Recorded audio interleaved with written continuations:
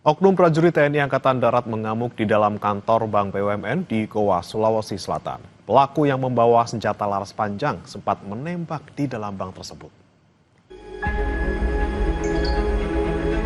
Kamera CCTV ini merekam saat oknum TNI Angkatan Darat yang berpakaian sipil menenteng senjata laras panjang di dalam sebuah bank BUMN di Goa, Sulawesi Selatan. Pelaku yang berpangkat prajurit kepala itu memaksa menemui salah seorang pegawai bank tersebut. Pihak bank merasa terancam, meminta bantuan unit Intel Kodim Goa. Pra-KS yang tak terima diamankan sempat melakukan penembakan di area bank. Beruntung tembakannya mengarah ke dinding. Pelaku yang berasal dari Divisi 3 Kostrad langsung dibawa ke kantor Kodim 1409 Goa beserta barang bukti senjata laras panjang dan puluhan amunisi. Sehingga anggota unit Intel datang ke sana. Pas datang ke sana, yang bersangkutan ini kaget.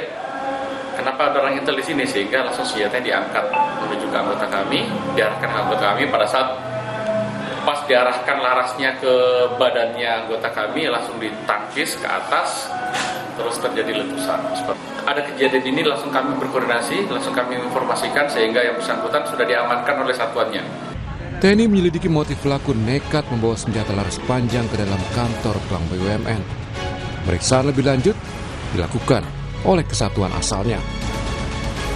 Aziz Amin, Kompas TV, Goa, Sulawesi Selatan.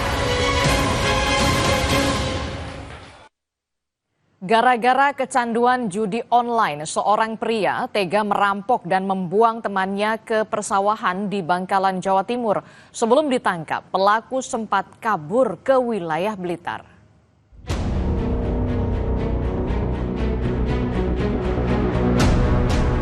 Seorang pria nekat menganiaya dan merampok temannya karena kecanduan judi online. Awalnya pelaku meminjam mobil pick-up milik temannya dari Malang dengan dalih untuk berbelanja sayur ke wilayah Bangkalan, Jawa Timur. Pelaku juga meminta korban untuk menemaninya dalam perjalanan itu.